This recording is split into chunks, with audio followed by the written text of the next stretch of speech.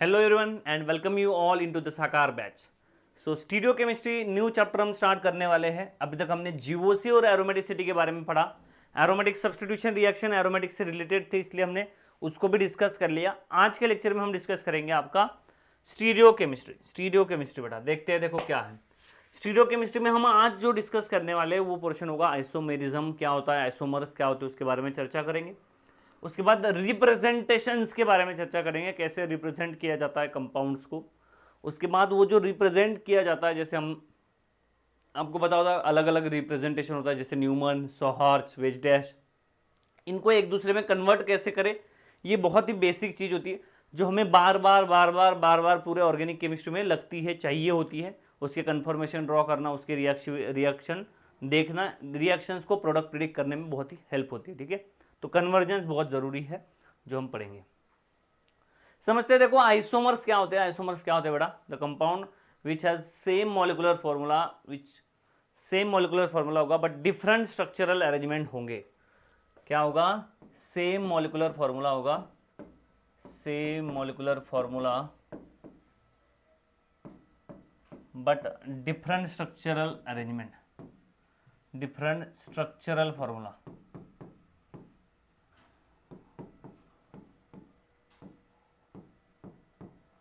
Different structural formula, ठीक है। Same molecular formula है, डिफरेंट स्ट्रक्चरल फॉर्मूला होगा आपका। सो इसीलिए आपके कंपाउंड में क्या होगा, आपके कंपाउंड में सेम मॉलिकुलर फॉर्मूला होगा, डिफरेंट स्ट्रक्चरल फॉर्मूला होगा, तब आपको क्या कहोगे? आइसोमर्स कहोगे। ठीक है, सो आइसोमर्स क्या होते हैं? जिसमें जैसे सेम मॉलिकुलर फॉर्मूला, एग्जांपल देखते, देखो एग्जांपल क्या है। आपके पास C2 है, H6 से ऑक्सीजन है। ठीक है, C2 है, H6 से ऑक्सीजन है। इसमें अगर देखोगे तो इसका मॉलिकुलर फॉर्मूला के हिसाब से CH3 CH2, 2 कार्बन 5 हाइड्रोजन हो गए, 6 हाइड्रोजन थे, OH यहाँ पे बन गया। ये क्या होता है? इथेनॉल होता है। ये क्या होता है बेटा? इथेनॉल होता है। आपके पास देखोगे, आपके पास कंपाउंड होता है CH3 CH3 oxygen CH3 again, 2 carbon 6 hydrogen 1 oxygen. ये क्या है? ईथर है। तो मॉलिकुलर फॉर्मूला सेम है बट स्ट्रक्चरल फॉर्मूला क्या है? डिफरेंट है। स्ट्रक्चर क्या है? डिफरेंट है। इसीलिए आपके कंपाउंड में इसको क्या कहा जाएगा? आइसोमर कहा जाएगा। ठीक है, इसे क्या कहा जाएगा? आइसोमर कहा जाएगा। बहुत ही सिंपल सी बात यहाँ पे ये है। ठीक है, तो आपके कंपाउंड में देखोगे 2 कार्बन यहाँ पे भी है, 6 हाइड्रोजन यहाँ पे भी है, 3 2 5, 3 और 2 5 और 1 6, 1 ऑक्सीजन। यहाँ पे 3 और 3 6, 2 कार्बन, ये 2 और 6 और 1 ऑक्सीजन, आपका ईथर आपका यहाँ पे हो जाता है। सो ये क्या है आपका? स्ट्रक्चरल। इसे क्या कहेंगे हम? आइसोमर कहेंगे। आपके पास कंपाउंड होगा ऐसे C2 H2 Cl2 है। इसमें C2 2 कार्बन 2 हाइड्रोजन 2 क्लोरीन। ठीक है, ऐसे भी हो सकता है, ऐसे भी हो सकता है, Cl हाइड्रोजन, ये हाइड्रोजन। सो इसमें भी क्या है? मॉलिकुलर फॉर्मूला सेम है, स्ट्रक्चरल फॉर्मूले में भी डायरेक्शन चेंज है। बस यहाँ पे देखोगे दोनों Cl एक साइड है, यहाँ पे देखोगे दोनों Cl अपोजिट साइड है। सो ये क्या है? ज्योमेट्रिकल आइसोमर्स है। ये भी क्या है? एक आइसोमर्स का टाइप हम आगे पढ़ेंगे। ठीक है, तो सेम मॉलिकुलर फॉर्मूला होगा, डिफरेंट स्ट्रक्चरल फॉर्मूला होगा, तो उसे हम क्या कहेंगे? आइसोमर्स कहेंगे। ठीक है, तो इसको समझते हैं। देखो कैसे आइसोमर्स के 2 कैटेगरीज होंगे आपके यहाँ पे, 2 कैटेगरीज में हम इसको पढ़ेंगे, जो मेजर ब्रांचेस आप कहोगे आइसोमर्स के।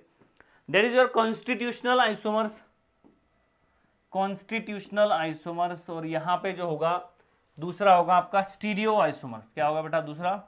स्टीरियो आइसोमर्स, स्टीरियो आइसोमर्स होगा ऐसे। ठीक है, सो कॉन्स्टिट्यूशनल आइसोमर और स्टीरियो आइसोमर में क्या डिफरेंस होगा? तो कॉन्स्टिट्यूशनल आइसोमर और स्टीरियो आइसोमर में बेसिक सा डिफरेंट होगा। क्या है? दोनों में मॉलिकुलर, देखो आइसोमर अगर आ गया मतलब क्या है? आइसोमर के दोनों टाइप से। आइसोमर में क्या था? सेम मॉलिकुलर फॉर्मूला था, डिफरेंट स्ट्रक्चरल फॉर्मूला था। वो स्ट्रक्चरल फॉर्मूला डिफरेंट कैसे है उसके बारे में हम चर्चा करेंगे अभी। जैसे कि यहाँ पे पॉइंट नोट करोगे तो यहाँ पे पहला पॉइंट बिल्कुल कॉमन है, सेम मॉलिकुलर फॉर्मूला। यहाँ पे क्या होगा? दोनों में, सारे स्टीरियोकेमिस्ट्री में फॉर्मूला अगर सेम मॉलिकुलर फॉर्मूला नहीं होता है तो कंपाउंड ही दूसरा होता है, वो आइसोमर होता ही नहीं है। आइसोमर ही नहीं होगा तो उसको क्लासिफाई कैसे करोगे? नहीं करोगे। तो यहाँ पे क्या है? सेम मॉलिकुलर फॉर्मूला है। ठीक है, यहाँ पे भी क्या है, सेम कहानी, बिल्कुल सेम मॉलिक्यूलर फॉर्मूला है, यहाँ पे भी सेम मॉलिक्यूलर फॉर्मूला होगा। यहाँ पे देखोगे दूसरा तो different atom to atom connectivity होगी, मॉलिक्यूलर फॉर्मूला सेम है, यहाँ पे क्या है, different atom to atom connectivity,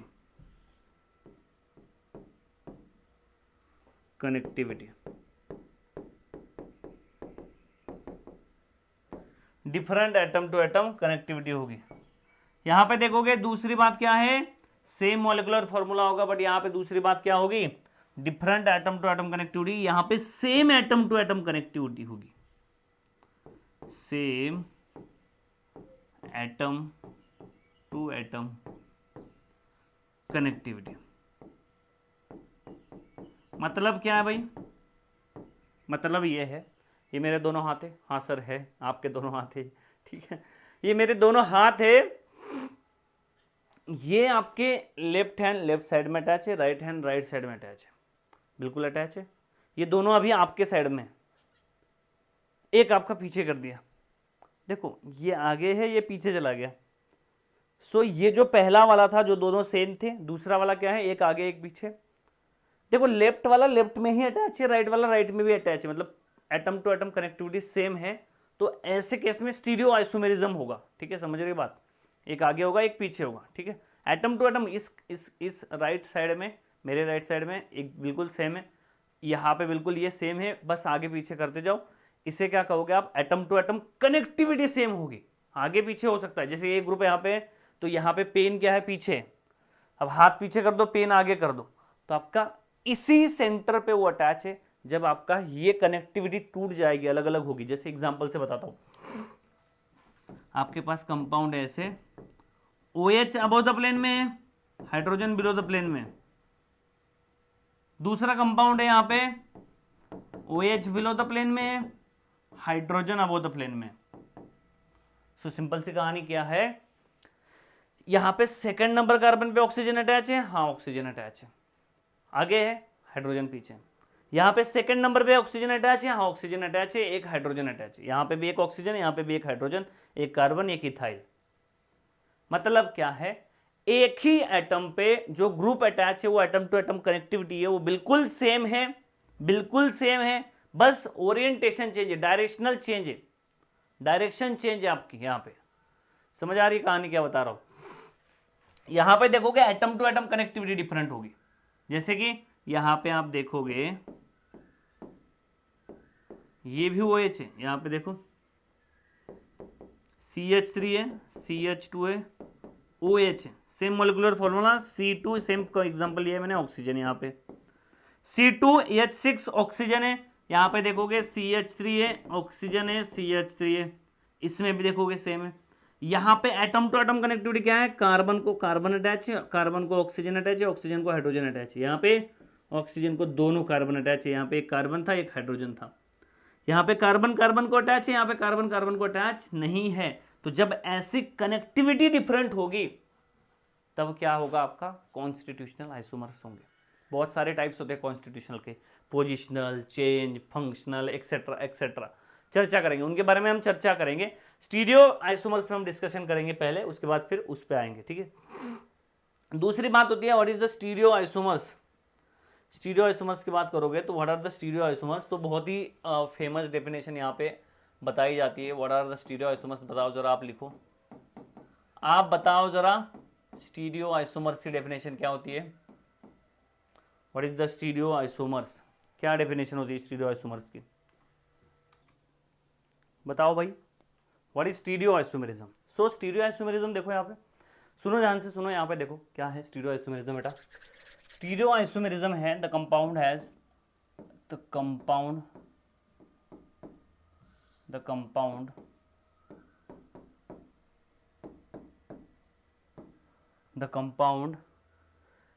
having same molecular formula,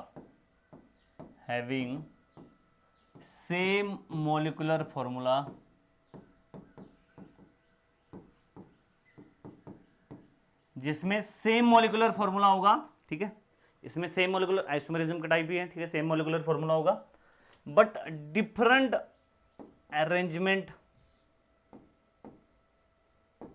arrangement in space, in space. अब कुछ लोगों को आदत होती है इन 3D स्पेस लिखने की, कुछ लोगों को मतलब किताबों में, बहुत सारे किताबों में लिखा है डिफरेंट अरेंजमेंट इन 3D स्पेस। वो कहते हैं कि भैया ये जो कंपाउंड है, ये जो कंपाउंड है अबव द प्लेन है OH है, ये बिलो द प्लेन है OH है, ये जो कंपाउंड है बिलो द प्लेन है OH है, अबव द प्लेन है हाइड्रोजन है, हाइड्रोजन है। ये दोनों एक दूसरे के क्या है, A एंड B क्या है, स्टीरियो आइसोमर्स है, स्टीरियो आइसोमर्स है, ठीक है। अब ये 3D स्पेस में डिफरेंट है, मतलब एक OH अबव आ रहा है, एक OH एक केस में OH बिलो जा रहा है, ठीक है। तो ये डिफरेंट स्पेस में है, इसलिए इसको 3D में बोला जाता है। 3D को किसे कहते हैं, जहां पे हम ये अरेंजमेंट होता है वेज डैश अरेंजमेंट, जिसको अबव में बिलो में आपका दिखा सकते हो। इसका मतलब होता है कि ये ऊपर प्रेजेंट है, मतलब ये प्लेन है और इस प्लेन में ये ऐसे आ रहा है यहाँ पे, और OH के केस में ये प्लेन है, हाइड्रोजन आगे आ रहा है, OH पीछे जा रहा है ऐसे। तो ये 3D में बताता है, ठीक है। बहुत से लोग बोलते हैं कि यही डेफिनेशन करेक्ट है, बट मैं बोलता हूँ कि 3D नहीं, आप 2D भी बोल सकते हो। Different arrangement in space 2D और 3D, आप 2D भी बोल सकते हो 3D भी बोल सकते हो, कोई दिक्कत नहीं है, ठीक है। 2D कैसे बोल सकते हो, देखो हमने अभी देखा था एग्जांपल, अभी यहाँ पे हमने क्या देखा कि भैया 2 क्लोरीन अटैच है, हाइड्रोजन अटैच है ऐसे, यहाँ पे क्लोरीन अटैच है ऐसे, यहाँ पे क्लोरीन अटैच है। क्या atom to atom structural isomers कब होंगे, जब atom to atom connectivity different होगी, ठीक है। यहां पे देखोगे एटम टू एटम कनेक्टिविटी, इस कार्बन को OH है, हाँ जी OH है, इस कार्बन को OH है, हाँ जी OH है, इस कार्बन को हाइड्रोजन है, हाइड्रोजन, इस कार्बन को CH3 अटैच है, हाँ अटैच है, इथाइल अटैच है, इथाइल अटैच है। तो आपका बिल्कुल सेम टू सेम यहाँ पे है, ठीक है। समझ आ रही है कहानी में क्या बता रहा हूँ, सेम टू सेम यहाँ पे बिल्कुल है। अब यहाँ पे देखोगे आपको कहानी समझ आएगी कि दोनों जो क्लोरीन थे ये दोनों सेम साइड है, यहाँ पे दोनों क्लोरीन अपोजिट साइड है, but atom to atom connectivity बिल्कुल सेम है। जैसे कि देखो इस कार्बन को क्लोरीन अटैच है, हाइड्रोजन अटैच है, इस कार्बन को क्लोरीन अटैच है, हाइड्रोजन अटैच है, 2 कार्बन अटैच है, मतलब डबल बॉन्ड अटैच है। यहां पे देखोगे इस कार्बन को क्लोरीन अटैच है, हाइड्रोजन अटैच है, इस कार्बन को भी क्लोरीन अटैच है, हाइड्रोजन अटैच है, डायरेक्शन चेंज है। अब ये तो 3D नहीं है, ये तो 2D है, तो ऐसे कंपाउंड्स को भी स्टीरियो आइसोमर्स बोला जाता है। This are the geometrical isomers, diastereomers of each other, ये डायस्टेरोमर्स होते हैं, आगे जाके पढ़ाऊंगा, ठीक है। सो कायरल डायस्टेरोमर्स वगैरह वगैरह वर्ड सारे पढ़ने को मिलेंगे, डोंट वरी अबाउट दैट। पहली बात ये समझो कि भैया कनेक्टिविटी अगर सेम होगी तो स्टीरियो आइसोमर्स होंगे, कनेक्टिविटी अगर डिफरेंट होगी, सेम मॉलिक्यूलर फॉर्मूला होना चाहिए, सेम मॉलिक्यूलर फॉर्मूला होगा तो ही आइसोमर्स होंगे। स्ट्रक्चरल आइसोमर्स कब, जब कनेक्टिविटी डिफरेंट हो। ये देखो यहाँ पे ये कंपाउंड है, यहाँ पे ये क्या है, क्लोरीन, क्लोरीन यहाँ पे अटैच है, दोनों हाइड्रोजन यहाँ पे अटैच है, तो C2H2Cl2 बिल्कुल सेम मॉलिक्यूलर फॉर्मूला तीनों का, बट यहाँ पे atom to atom connectivity different है। कार्बन को क्लोरीन अटैच है, कार्बन को क्लोरीन अटैच है, यहाँ पे देखोगे दोनों हाइड्रोजन्स आपके अटैच है। सो इसमें देखोगे तो आपका ये क्या हो जाएगा, ये कॉन्स्टिट्यूशनल या स्ट्रक्चरल आइसोमर आपका हो जाएगा। इसको क्या बोलोगे, कॉन्स्टिट्यूशनल, या आप क्या बोल सकते हो, स्ट्रक्चरल आइसोमर, स्ट्रक्चरल आइसोमर भी आप बोल सकते हो, ठीक है। तो स्ट्रक्चरल आइसोमर में क्या होगा, different atom to atom connectivity, यहां पे क्या होगा, same atom to atom connectivity होगी, अरेंजमेंट इन स्पेस डिफरेंट होगा, 3D होगा या 2D होगा, दोनों में से कोई एक होगा, ठीक है। तो यहां सिंपल सी बात यह है कि भैया इसमें same atom to atom connectivity होगी, यहाँ पे इससे से ही 2 ऑप्शन कट हो जाते हैं एग्जाम में, आप क्वेश्चन सॉल्व करने जाओगे इससे ही 2 ऑप्शन कट हो जाएंगे आपके, ठीक है। चले आगे, देखो क्वेश्चन देखो, यहाँ पे रिलेशन बताना आपको, यहाँ पे relation between A B and C, यहाँ पे बताना relation between A B and C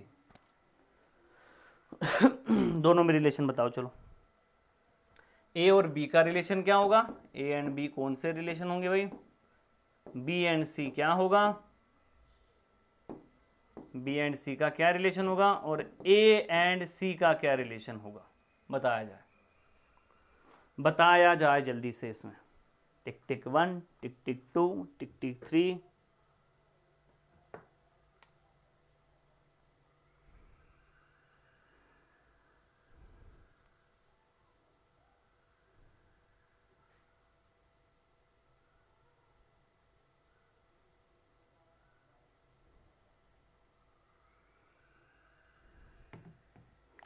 जल्दी बताओ भाई। देखो ध्यान से सुनना, यहाँ पे क्या है, ये अटैच है, यहाँ पे कुछ नहीं लिखा है मतलब होता है CH3, यहाँ पे कुछ नहीं लिखा है इसका मतलब होता है CH3। यहाँ पे एक हाइड्रोजन है, यहाँ पे एक हाइड्रोजन है, यहाँ हाइड्रोजन, यहाँ हाइड्रोजन, जहाँ पे लाइन है वहाँ पे CH3 CH3 CH3 CH3 hydrogen hydrogen. इन दोनों में देखोगे पहले और दूसरे में तो आपको बात समझ आएगी कि भैया या इस कार्बन पे हाइड्रोजन है CH3 है, इस कार्बन पे हाइड्रोजन है CH3 है, इस कार्बन पे CH3 है, इस कार्बन पे हाइड्रोजन CH3 हाइड्रोजन CH3। मतलब ये है कि atom to atom connectivity same है। तो मतलब क्या होगा, A एंड B क्या होंगे, स्टीरियो आइसोमर्स होंगे। आगे जाके पढ़ाऊंगा स्टीरियो आइसोमर्स में भी वो सीस ट्रांस होंगे। अगर सेम अपोजिट साइड होते हैं ग्रुप, सिमिलर ग्रुप्स अगर अपोजिट साइड होते हैं तो इसका मतलब क्या होता है, ट्रांस होता है। सिमिलर ग्रुप सेम साइड होते हैं सीस होता है। आगे पढ़ेंगे, अभी रोक दो। इसमें देखोगे बी और सी की बात करोगे तो इस कार्बन पे दोनों पे CH3 है, यहाँ पे एक पे ही CH3। मॉलिक्यूलर फॉर्मूला की बात कर रहे हो तो आप देखो यहाँ पे 1 2 3 4 कार्बन है, C4 है भाई, 3 और 3 6 हाइड्रोजन, और ये 2 हाइड्रोजन 8 हाइड्रोजन है, H8 है, H8 है। अब सब में देख लो सेम मॉलिक्यूलर फॉर्मूला है। यहाँ पे भी 3 3 6 और 2 8, 4 कार्बन 8 हाइड्रोजन। यहाँ पे भी 3 और 3 6 और 2 8, 4 कार्बन 8 हाइड्रोजन। सो अगर ध्यान से समझोगे तो आपको बात समझ आएगी भैया क्या हो रहा है। आपके पास CH3 है, ट्रांस है, ये C से एक ही कार्बन पे अटैच था, एक कार्बन पे हाइड्रोजन, एक कार्बन पे CH3, एक कार्बन पे CH3, एक कार्बन पे हाइड्रोजन, उसी कार्बन पे हाइड्रोजन CH3, उसी कार्बन पे हाइड्रोजन CH3 राइट वाले पे। So atom to atom connectivity A और B में सेम थी, इसलिए वो स्टीरियो आइसोमर्स थे। B और C में सेम नहीं है, एक कार्बन पे 2 CH3, यहाँ पे 2 कार्बन पे 2 CH3, इसलिए B और C क्या होंगे, कॉन्स्टिट्यूशनल आइसोमर्स होंगे, कॉन्स्टिट्यूशनल आइसोमर्स होंगे। A और C भी क्या होगा, यहाँ पे भी देखो एक कार्बन पे हाइड्रोजन CH3, यहाँ पे दोनों CH3 और एक कार्बन पे दोनों हाइड्रोजन है, मतलब क्या है, कॉन्स्टिट्यूशनल आइसोमर्स होंगे। समझ आ रही कहानी में क्या बता रहा हूं, बोलो भाई साहब, ठीक है। So same atom to atom structural isomer भी आप इसको बोल सकते हो। Same atom to atom connectivity अगर होगी, different atom to atom connectivity अगर होगी तो आपका कॉन्स्टिट्यूशन होगा। मॉलिक्यूलर फॉर्मूला दोनों के लिए सेम चाहिए। मुझे लगता है आपको ये दोनों टर्म सभी क्लियर हो चुके हैं। ये क्वेश्चन कर लो, फिर बता दो भाई A और B का रिलेशन, A एंड B का रिलेशन बता दो, B C एंड A का रिलेशन बता दो, B एंड C का रिलेशन बता दो भाई। बोलो बोलो बोलो, बताओ जरा इसका रिलेशन क्या होगा। देखो A में देखोगे तो सेकंड 1 2 3 4 5, यहाँ पे ऐसे सेकंड नंबर के कार्बन पे ऑक्सीजन अटैच है, पीछे हाइड्रोजन है, 1 2 3 4 5। सेकंड नंबर पे कार्बन पे हाइड्रोजन और ऑक्सीजन अटैच है ऐसे, मतलब atom to atom connectivity same है, बस इसमें OH ऊपर था, उसमें OH नीचे है, इसमें OH हाइड्रोजन पीछे था, इसमें हाइड्रोजन ऊपर है। Atom to atom connectivity same है, मतलब A और B में सेकंड नंबर पे कार्बन पे OH है और हाइड्रोजन है, B में भी सेकंड नंबर के कार्बन पे OH है और हाइड्रोजन है। Atom to atom connectivity same है, डिफरेंट अरेंजमेंट इन स्पेस है। तो यहां पे क्या हो गया, ये स्टीरियो आइसोमर होगा, स्टीरियो आइसोमर होगा। B और C की बात करोगे तो 1 2 3, यहां पे 2 नंबर के कार्बन पे अटैच है OH, यहां पे 3 नंबर पे कार्बन पे अटैच है। मॉलिक्यूलर फॉर्मूला सेम है, देखो 1 2 3 4 5, 5 कार्बन है, 3 और 3 6 और 4 10 11 12, 12 हाइड्रोजन से 4 कार्बन, कितने 12, 5 कार्बन 12 हाइड्रोजन, 1 ऑक्सीजन है, ठीक है। सब में देखोगे वही है, मॉलिक्यूलर फॉर्मूला सेम है, बट स्ट्रक्चरल फॉर्मूला यहाँ पे क्या है, यहाँ पे क्या है, डिफरेंट अरेंजमेंट इन स्पेस था, but atom to atom connectivity same थी, इसलिए स्टीरियो आइसोमर आ गया। यहाँ पे 2 नंबर पे अटैच है ऑक्सीजन, यहाँ पे 3 नंबर पे अटैच है, इसलिए ये क्या होगा, यहाँ पे भी देखोगे 1 नंबर में 2 नंबर पे अटैच है, इसमें 3 नंबर पे अटैच है, तो दोनों के दोनों क्या होंगे, कॉन्स्टिट्यूशनल आइसोमर्स होंगे, आइसोमर्स होंगे। बोलो बात क्लियर है क्या ये, जल्दी से बताया जाए भाई, बात क्लियर है क्या? जल्दी से बताया जाए, बात क्लियर है क्या? ये बात बिल्कुल क्लियर होनी चाहिए, ठीक है। अरे चले आगे, आइए आगे समझते हैं। देखो क्या है, आइसोमर्स का चार्ट समझते हैं। कॉन्स्टिट्यूशनल या आप बोलो स्ट्रक्चरल, स्ट्रक्चरल भी बोल सकते हो आप, आपने स्ट्रक्चरल पढ़ा होगा ना, कोई बात नहीं, दोनों सेम बात है। यहाँ पे देखोगे कॉन्स्टिट्यूशनल में आपके बहुत सारे कैटेगरीज आएंगे, उनको हम डिस्कस करेंगे। स्टीरियो आइसोमर्स की बात करोगे तो 2 कैटेगरीज होंगे, कैसे इनको हम डिवाइड करेंगे, कैसे इसमें हम रिएक्शन करेंगे आगे पढ़ने वाले। कॉन्फिगरेशनल, एक होगा कन्फॉर्मेशनल, ठीक है।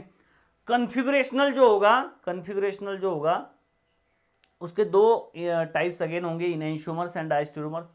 इनैंशियोमर डायस्टेरोमर्स में भी ज्योमेट्रिकल जो सी स्ट्रांस वाले आएंगे ना, वो डायस्टेरोमर्स के टाइप्स होंगे, ठीक है। सो स्टीरियो आइसोमेरिज्म का ही टाइप है सी स्ट्रांस आइसोमेरिज्म, बात समझो। जो 2D वाला था ना वो स्टीरियो आइसोमर्स का ही टाइप है। कॉन्फिगरेशनल और आपके ज्योमेट्रिकल स्टीरियो आइसोमर्स की बात करेंगे हम इनमें, तो एक एक करके पढ़ेंगे सब कुछ, सारी चीजें हम पढ़ने वाले हैं। उसके लिए कुछ बेसिक्स हमें पता होने चाहिए, कैसे स्ट्रक्चर लिखते हैं, अबव में कैसे लिखते हैं, बिलो में कैसे लिखते हैं, आपको ये आइडिया आना चाहिए। इसलिए सबसे पहले हम बेसिक पढ़ेंगे, इसके बारे में जानेंगे। देखो आइए, रिप्रेजेंटेशंस। सो ऑर्गेनिक कंपाउंड को रिप्रेजेंटेशंस मतलब क्या, मैं मेरा प्रेजेंटेशन दे रहा हूँ। आज मेरे बाल इधर है, कल मेरे बाल मैं इधर कर दूंगा, परसों मैं फिर इधर कर दूंगा। मैं रिप्रेजेंटेशन ऐसे दे रहा हूँ, आर्मी वाले रिप्रेजेंटेशन ह्यूमन ही है, ऐसे दे रहे। कोई अगर ऐसे करते हुए खाकी वर्दी में दिख जाए, मतलब आपको क्या लगेगा, आर्मी भाई। नेवी वाले सफ़ेद ड्रेस में दिख जाए, नेवी वाले। सो रिप्रेजेंटेशन क्या है कि जो ऑलरेडी मॉलिक्यूल है उसको प्रेजेंट करना, ठीक है। प्रेजेंटेशन तो अलग अलग फॉर्म के, एक ही मॉलिक्यूल को आप अलग अलग तरीके से दिखा सकते हो। इसमें रिप्रेजेंटेशन में आपके 4 कैटेगरीज इंपॉर्टेंट होंगे। फर्स्ट क्या होगा आपका 4 कैटेगरीज आपके इंपॉर्टेंट होंगे। फर्स्ट आपका होगा wedge dash, wedge and dash representation होगा। दूसरा होगा आपका सॉहॉर्स रिप्रेजेंटेशन, आप बोलो इसको फिशर बोलो, फिशर रिप्रेजेंटेशन, पहले फिशर लिखो।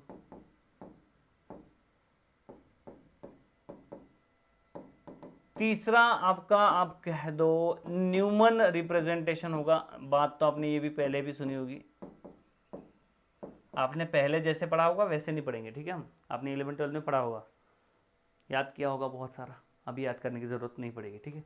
Neumann representation.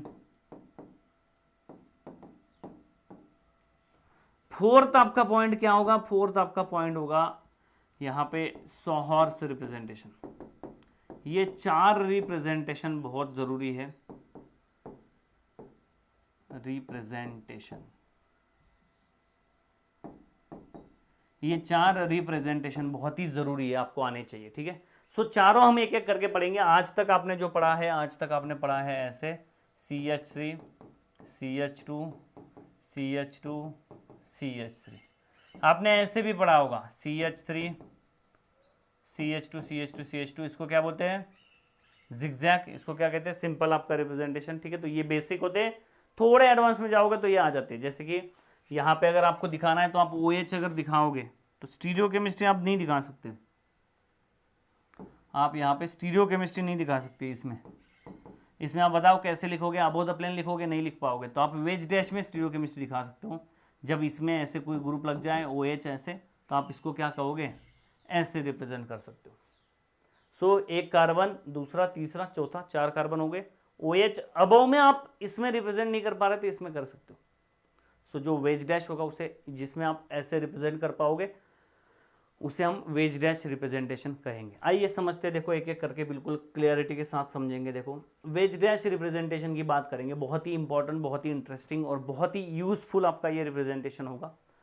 क्या है कहानी भाई, वेज मतलब अबव होगा। वेज का मतलब क्या होता है, अबव होता है। जैसे एक ग्रुप होगा जो प्लेन में, यहाँ पे क्या लिखा है भाई, ठीक है मैं बता देता हूँ, देखो ठीक है, यहाँ पे एक कंपाउंड है, उसमें लिखा हुआ है कि ये प्लेन में ऐसे लाइन में ड्रॉ किया है, तो ये जो ऐसे ड्रॉ किया हुआ है उसे क्या कहेंगे, इन द प्लेन। क्या कहेंगे बेटा, इन द प्लेन, मतलब वो इस प्लेन में है। जैसे यहाँ पे आपने रख दिए एक यहाँ पे एक कार्बन, यहाँ पे एक कार्बन, ऐसे इसी प्लेन में हो। जो कोई ग्रुप ऐसे डैश में दिखाया गया है, वेज में दिखाया, इसे कहते हैं वेज, वेज कहते हैं। वेज का मतलब क्या होता है ऐसे, इसका मतलब होता है above the plane, above the plane.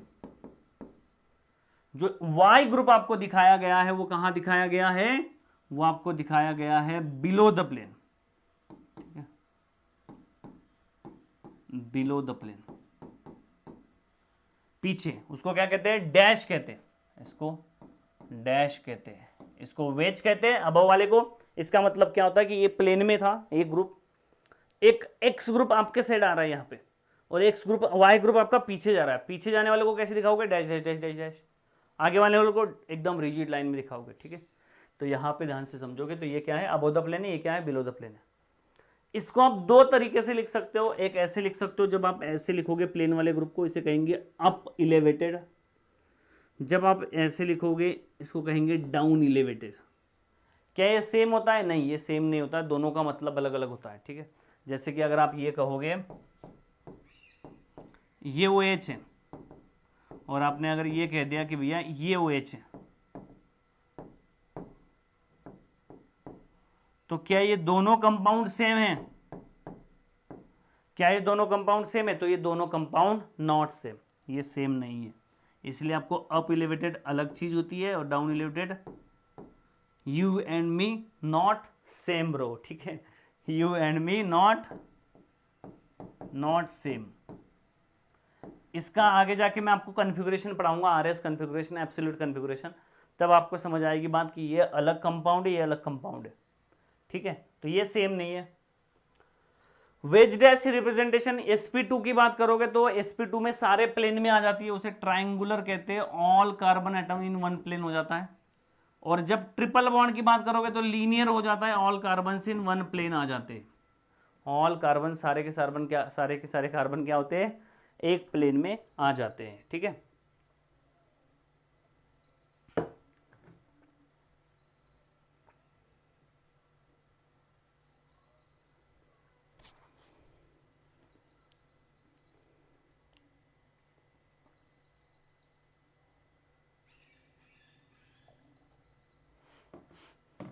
सारे के कार्बन एक पर एक, सारे के सारे कार्बन एक प्लेन में आ जाते हैं जब sp2 होता है तब, ठीक है।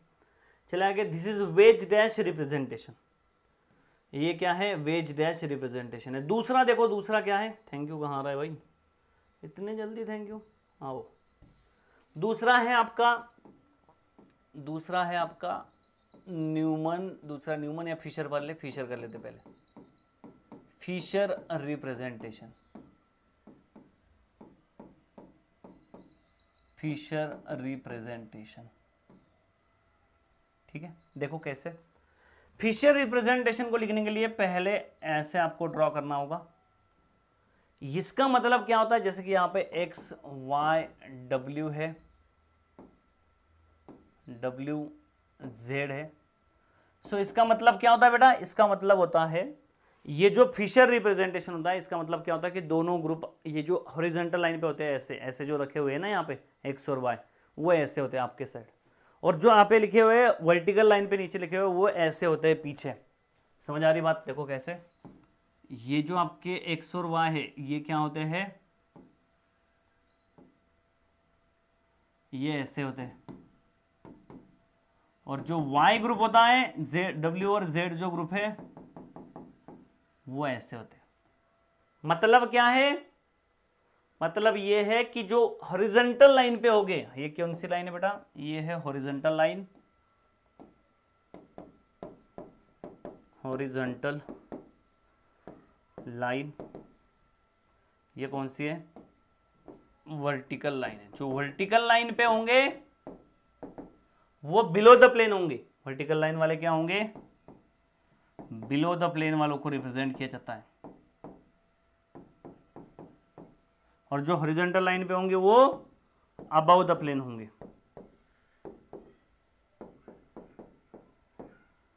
अबव द प्लेन होंगे, ठीक है। तो इसलिए इसको ऐसे रिप्रेजेंट किया जाएगा। ये एक इक्लिप्स कन्फॉर्मेशन होता है। इक्लिप्स क्या होता है, एक एक चीज आपको अभी समझनी पड़ेगी। कुछ चीज़ आप अभी पढ़ोगे, कुछ चीज़ आप आगे पढ़ोगे, फिर दोनों को आपको समझना पड़ेगा एक दूसरे के रिलेशन से, ठीक है। कुछ चीज़ अगर अभी समझ में नहीं आती तो अगले 3, 4, 5 लेक्चर में आपको एक एक बेसिक कंसेप्ट क्लियर होंगे, ठीक है। यहाँ पे देखोगे 2 कार्बन का रिप्रेजेंटेशन करोगे, जैसे कि यहाँ पे है, तो आप कैसे लिखोगे इसमें लिखोगे आप A B B C D, जैसे कि यहाँ पे लिखा है हमने। तो आप इसको, ये कैसे होता है, ये ऐसे होता है कि भैया ये आपका अबव द प्लेन, ये above the plane, horizontal line वाले क्या होंगे, अबव द प्लेन होंगे, मतलब ए अबव द प्लेन में होंगे, और बी क्या होंगे, बिलो द प्लेन होंगे, और सी और डी क्या होंगे, sorry A above the plane होंगे, बी अबव द प्लेन होंगे, सी और डी क्या होंगे, बिलो द प्लेन होंगे, सी और डी क्या होंगे, बिलो द प्लेन होंगे, ठीक है।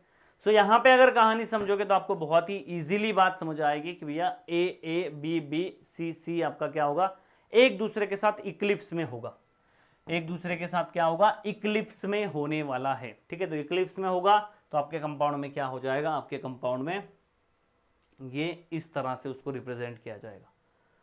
ध्यान से समझोगे बात को तो क्या होता है, एक सिमिलर कंपाउंड को आप अलग अलग तरीके से यहाँ पे दिखा सकते हो, ठीक है। यहाँ पे अगर एक आध मॉलिक्यूल दिखाना होगा तो आप कैसे दिखाओगे, वेज डैश रिप्रेजेंटेशन में, वेज डैश रिप्रेजेंटेशन में आप अलग अलग कंपाउंड दिखा सकते हो, जैसे कि ये है, ये OH है, ये हाइड्रोजन है। अब आप इसको कैसे भी घुमा लो, आप इसको ऐसे पटक के ऐसे लिख दो, 180 आउट ऑफ प्लेन रोटेट करोगे, आउट ऑफ प्लेन रोटेट करोगे ऐसे, तो आपके कंपाउंड में क्या हो जाएगा आपके कंपाउंड में हो जाएगा इस तरह से,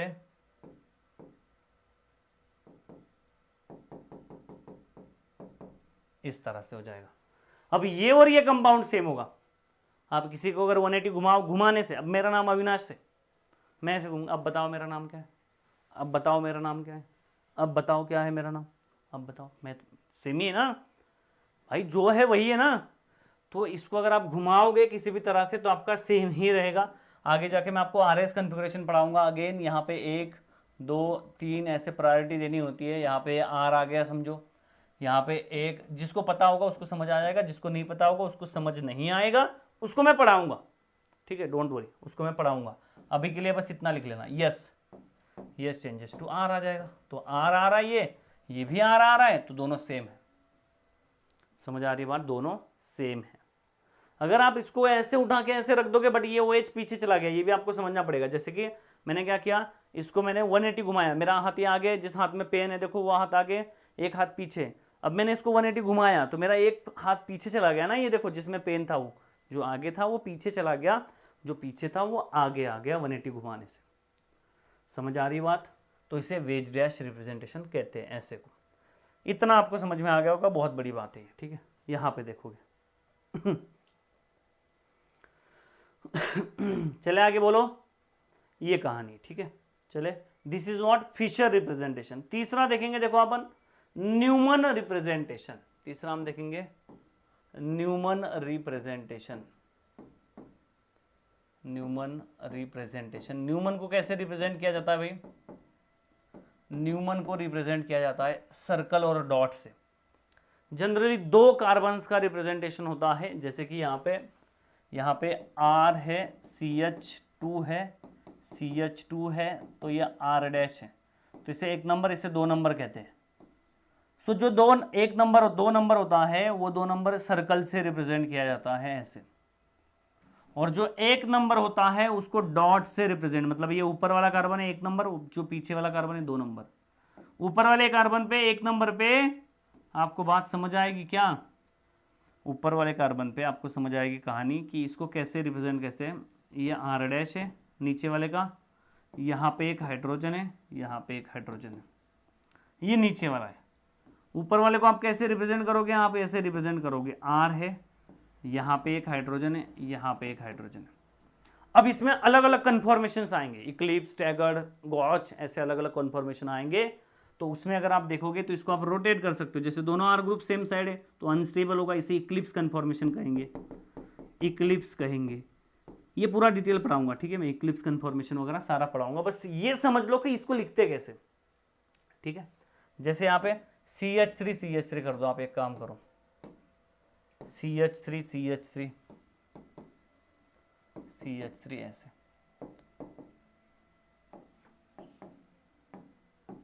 और ये CH3 ऐसे, ठीक है।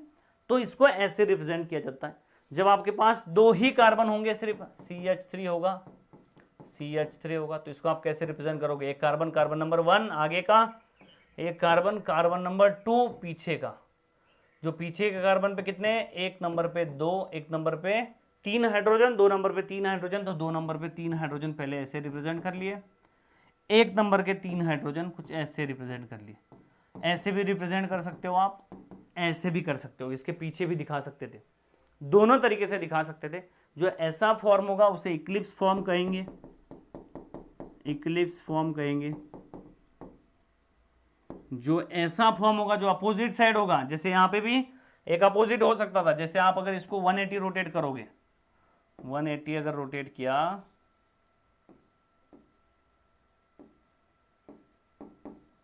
अगर रोटेट किया तो कैसे होगा, CH3 है, पीछे देखो, पीछे तो देखो, पीछे हाइड्रोजन है, CH3, 180 रोटेट किया आपने किसको, व्हाइट को रोटेट किया, 180 कितना होता है भाई, इतना। 360 पूरा होता है तो आधा क्या होता है, 180 होता है, आधा क्या होता है, 180 होता है। ऐसे ऐसे ऐसे ऐसे, यहां से उठाओ यहां तक लेके जाओ, यहां से उठाओ यहां तक लेके जाओ, 180 होगा, ठीक है। सो 180 मतलब क्या, पूरी एक स्ट्रेट लाइन में लेके जाओ ऐसे, जैसे कि यहाँ पे ये है, ये कहाँ आएगा, ये आ जाएगा यहाँ पे, ये आ जाएगा यहाँ पे, तो 180 घुमाओगे तो आपका CH3 आ जाएगा ऐसे, हाइड्रोजन ये आ जाएगा यहाँ पे, हाइड्रोजन ये आ जाएगा यहाँ पे, तो इसे कहेंगे स्टैगर्ड फॉर्म। इतने गंदे गंदे नाम कहाँ से आए भाई। तो आपको पता है सूर्य, चंद्र, तारे, यूरेनस, नेपच्यून, शुक्र, जो भी सारे आपके ग्रह है, प्लैनेट्स हैं, उनके इससे नाम पड़ा हुआ है। आपको पता होगा इक्लिप्स हम कब बोलते हैं, सूर्य चंद्र एक दूसरे के एग्जैक्टली आगे पीछे आ जाए तो सूर्य ग्रहण, चंद्र ग्रहण हम बोलते हैं ना, उसी को इक्लिप्स कहते हैं। तो इक्लिप्स किसे कहते हैं, जब एक दूसरे के एग्जैक्टली पीछे आ जाए, एग्जैक्टली अपोजिट अगर होंगे ऐसे, 180 अगर होंगे एग्जैक्टली, तो उसे कहेंगे स्टैगर। वही ग्रह अगर ऐसे आ जाए थोड़ा तो उसे कहते हैं गॉच। तो ये वहां से नाम यहाँ पे आए हैं।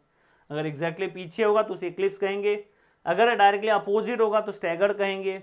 यही अगर आपका ऐसे होता, 60 डिग्री घुमाते आप, कितना, 60 डिग्री यहाँ पे घुमाते आप, तो आपको समझ आती बात कि भैया जो पीछे वाला कार्बन है उसको तो हमने एज इट इज रखेंगे, जो आगे वाले कार्बन है, देखो ये जो कितना है, ये 180 था, ये 3 पार्ट्स में अगर डिवाइड करोगे, 360 डिवाइड बाय 3 करोगे तो 1 1 2 ऐसे 32 36 120, एक 120 आपका आ जाएगा। सो ये कितना एंगल है, 120। इसको अगर आधा काटोगे तो कितना आ जाएगा, यहाँ पे आ जाएगा आपका 60। तो 60 घुमाओगे तो आपको समझ आएगा CH3 यहाँ पे, हाइड्रोजन यहाँ पे, ये हाइड्रोजन यहाँ से यहाँ, ये यहाँ से यहाँ, और ये आपका यहाँ वाला ग्रुप यहाँ आ जाएगा। इसे क्या कहेंगे, गॉच कहेंगे। फिर से बता रहा हूं, ये आगे पढ़ाने वाला हूं, अभी सिर्फ न्यूमन क्या होता है वो समझा रहा हूं, अभी सिर्फ न्यूमन क्या होता है वो समझा रहा हूं।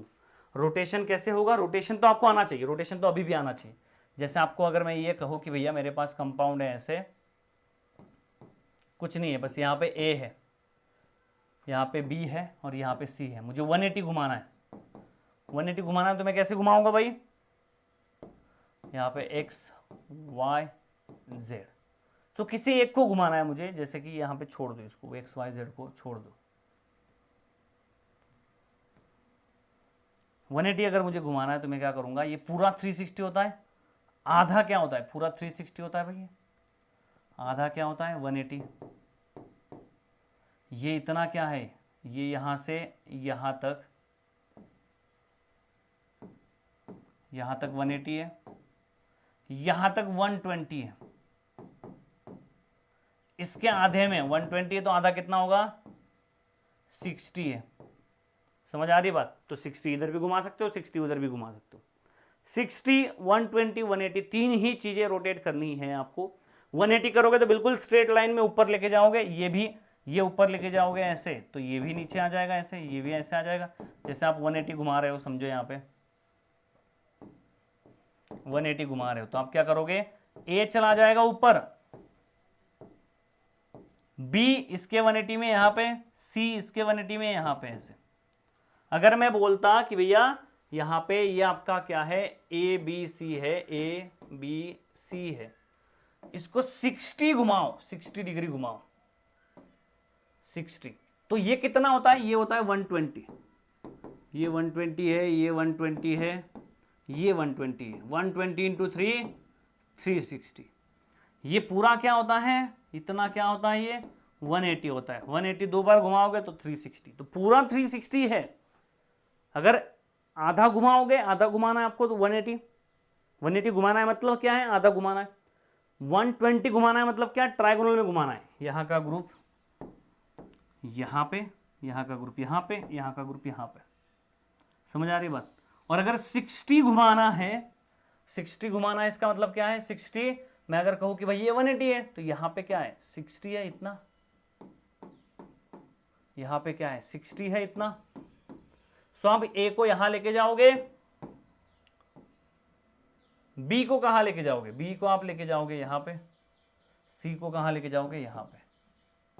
समझ आ रही है कहानी में क्या कह रहा हूं। आप भाई पहले यहां पे थे, पहले ऐसे थे आप, आपने 60 घुमाया तो आपका ए इधर आ गया। अब ए इधर आया, इधर भी जा सकता था, हाँ उधर भी जा सकता था, कोई दिक्कत नहीं।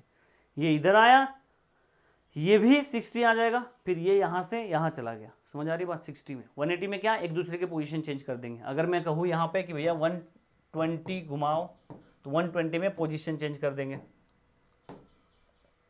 सो आपका क्या हो जाएगा, ए यहाँ पे, बी यहाँ, बी कहाँ है, बी यहाँ पे, सी यहाँ पे, ऐसे। समझ आ रही कहानी। तो 180 कैसे घुमाना है आपको समझ आया होगा। तीसरा जो रिप्रेजेंटेशन होता है वो तीसरा एक दूसरे में कैसे कन्वर्ट करना है, कैसे इसको और चीज़ें सीखनी है, धीरे धीरे सीखोगे। पहले दिन आपको सारी चीज़ें नहीं आएंगी, आपके दिमाग में बहुत सारा कचरा भर रखा होगा, स्टीरियोकेमिस्ट्री, स्टीरियो आइसोमेरिज्म, आइसोमेरिज्म से रिलेटेड मुझे पूरा क्लीन करना है। तो मुझे बिल्कुल टाइम दो आप इसको क्लीन करने के लिए, बिल्कुल भी गड़बड़ नहीं करोगे। कोई भी कमेंट सेक्शन में ऐसे बिल्कुल गड़बड़ नहीं करनी है कि भैया ये नहीं हुआ, वो नहीं हुआ, एडवांस चीज़ें बता दी। सारी चीज़ें आपकी क्लियर होंगी, बस आप शांति से देखते रहो, ठीक है, शांति से पढ़ते रहो, ठीक है। बोलो, यहाँ पे कहानी कुछ ऐसे है। आगे देखोगे, तीसरा न्यूमन था, चौथा है आपका सोहर्स। रिप्रेजेंटेशंस मतलब क्या है, रिप्रेजेंटेशंस मतलब एक दिखावा है। जैसे मैं आपको बताता हूँ, देखो क्या है,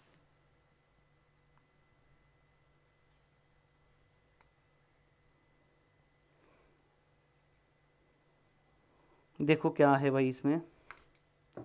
ये आपके पास नोटबुक है, ये आपके पास नोटबुक है, ठीक है। ये नोटबुक है, इसका मतलब क्या है भाई कि एक इस तरह से आप देख रहे हो इसको। दूसरा तरीका है इसको देखने का ऐसे, तीसरा तरीका है ऐसे, चौथा तरीका है ऐसे तिरछी। सो अलग अलग तरीके हैं देखने के एक मॉलिक्यूल रिप्रेजेंटेशन को, मतलब क्या अलग अलग तरीके से आप कैसे देख सकते हो वो हम चर्चा कर रहे हैं, ठीक है।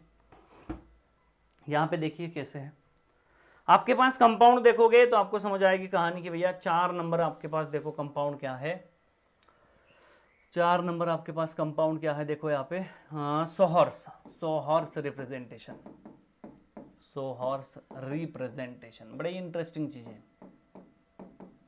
सोहर्स रिप्रेजेंटेशन, इसका कन्वर्जन बताऊंगा, बहुत ही सिंपल है, ठीक है। रिप्रेजेंटेशन देखो सोहर्स कैसे, सोहर्स मतलब क्या, जो मैंने बताया आपको 4 तरीके देखने के, एक तिरछा वाला तरीका बताया, तिरछा देखने वाला। सो तिरछा जो है वो है सोहर्स। जैसे हमने क्या किया था, एक न्यूमन अगर ड्रॉ करना है तो एक सर्कल ड्रॉ करना है, एक डॉट ड्रॉ करना है, ऐसे ऐसे आपका ए बी सी ऐसे होगा। तो ये फ्रंट कार्बन मतलब कार्बन नंबर 1, दूसरा back carbon WXYXYZ, yellow carbon मतलब क्या, पिछला कार्बन 2 नंबर, ऐसे था। तो इसको आप ऐसे देख रहे थे, एक के पीछे एक था, पीछे डॉट क्यों दिखा रहा है, क्योंकि आगे वाला है वो, पीछे वाला एक सर्कल है, एक के पीछे बिल्कुल एक है। देखो ये आपको दिख रहा है कि मेरा हैंड एक के पीछे एक, आपको लग रहा है एक ही है। अब देखो दोनों दिख रहे हैं तिरछा करने के बाद, सो एक ऐसा रिप्रेजेंटेशन है जिसके पीछे आपको मेरे एक हाथ के पीछे दूसरा हाथ नहीं दिख रहा है, थोड़ा थोड़ा दिख रहा है। इसको अगर तिरछा कर दोगे तो दोनों दिखने लग जाएंगे। तो ऐसा मतलब क्या, न्यूमन, एक मॉलिक्यूल को एक कार्बन आगे लिया, एक कार्बन पीछे लिया, और आप वहां से देख रहे हो ऐसे। न्यूमन पूरा प्लेन में रख दिया मॉलिक्यूल, आप वहां से देख रहे थे, वेज डैश था। सो ये तो आपका अलग ही था, क्या कहते हैं उसको, फिशर अलग ही था। ये क्या है, ये आप ऐसे देख रहे थे, थोड़ा तिरछा देखोगे तो सॉर्स हो जाएगा। जैसे कि यहां पे है ए है, ये है आपका, यहाँ पे बी है, यहाँ पे सी है। तिरछा देखोगे मतलब क्या, अब इसके पीछे वाला कार्बन भी दिखेगा आपको, तो यहाँ पे दिखेगा आपका एक्स, वाई और जेड। थोड़ा तिरछा देखोगे तो सो हॉर्स हो जाएगा। सो ऐसे जो हॉर्स की तरह जो दिखता है, सो हॉर्स हो जाएगा, ठीक है। हॉर्स की तरह जो दिखता है उसे क्या कहते हैं, सो हॉर्स कहते हैं। इसको भी अलग अलग तरीके से, जैसे एक के पीछे एक है तो एक क्लिप्स है। इसको घुमा लोगे, जैसे कि इसको 180 घुमाओगे तो इसका ऐसे होगा। 180 अगर घुमाओगे तो ये यहाँ आ जाएगा, ये यहाँ आ जाएगा, ये यहाँ आ जाएगा। तो यहाँ पे आप देखो सी, बी और आपका ए एज इट इज है। यहाँ पे देखो क्या है, जेड, वाई और एक्स। आपको इसने 180 घुमा लिया, आपने 180 घुमा लिया तो एक्स कहाँ चला गया, एक्स ऊपर चला गया, वाई यहाँ आ गया और जेड आपका यहाँ आ गया, इस तरह से। तो यहाँ पे सिंपल सी बात आप समझोगे, 180 घुमा के ऐसे, इसमें भी आप घुमा सकते हो, ठीक है। अभी के लिए बस क्या समझना है कि भैया एक जो कंपाउंड होता है ऐसे लिखोगे तो उसे कहेंगे वेज डैश, इसे क्या कहेंगे, वेज डैश कहोगे। दूसरा, अगर आप ऐसे लिखोगे इसे कहेंगे फिशर फॉर्म।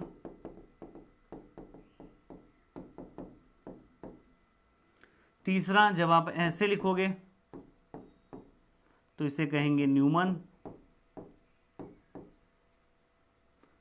और अगर आप ऐसे लिखोगे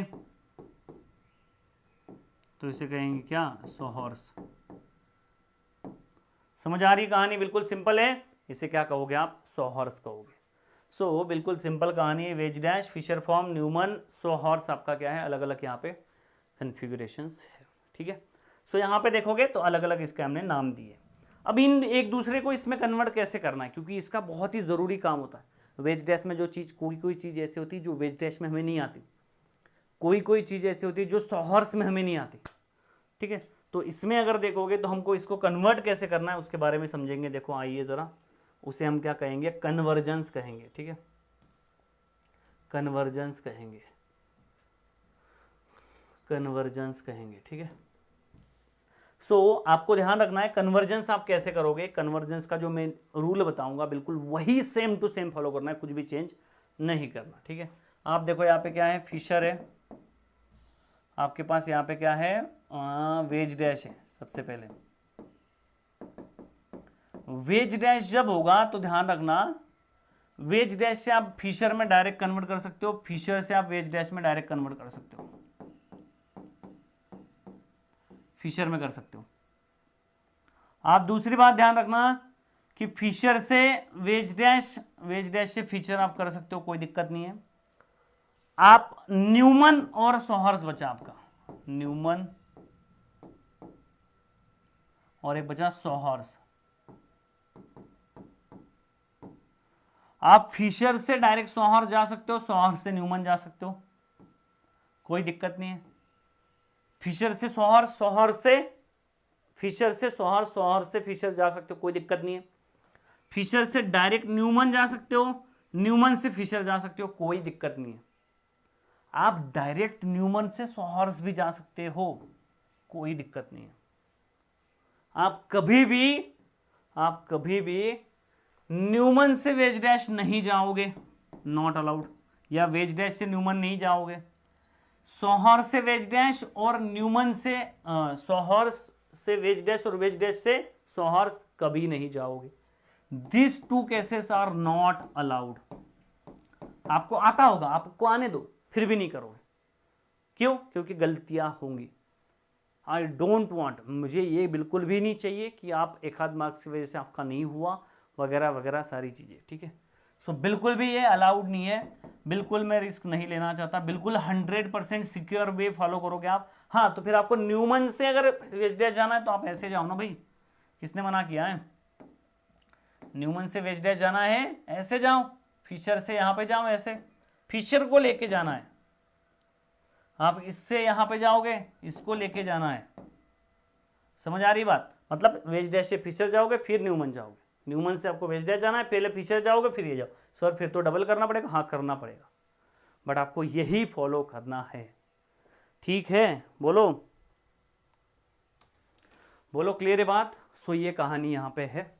सो इसमें कन्वर्जेंस अभी बाकी है, मैं अगले क्लास में आपको कन्वर्जेंस पढ़ाऊंगा। अभी ही मैं करवाने वाला था, 1.5-2 घंटे का क्लास बनाने वाला था, बट मुझे लग रहा है फिर लाइट चली जाएगी। मैंने सेशन हमने लिया, सेशन के बाद लाइट चलेगी, सेशन में ही लाइट चलेगी, उसके बाद फिर मैंने रिकॉर्ड किया, 45 मिनट्स का हुआ, फिर लाइट चलेगी।